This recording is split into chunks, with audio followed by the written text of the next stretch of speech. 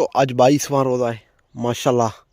रमज़ान मुबारक भी बिल्कुल इतना तेज़ी से जा रहा है कि हमें समझ में नहीं आ रहा है। बाकी आप दुआ करते रहें। तो हमारे काम काज जो दोस्तों काफ़ी टाइम से बंद पड़ा था रोज़े की वजह से। तो इंशाल्लाह जैसे ईद के बाद होगा इंशाल्लाह स्टार्ट होगा दोबारा। आप दुआ करते रहें। बाकी दोस्तों ये जो साइड है देख सकते हो यहाँ पे, और ये दरवाजे तक यहाँ पे पूरा एक इंशाल्लाह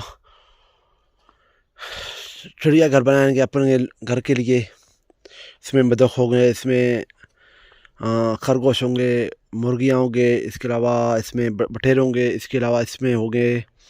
अल्लाह आपको खुश रखे।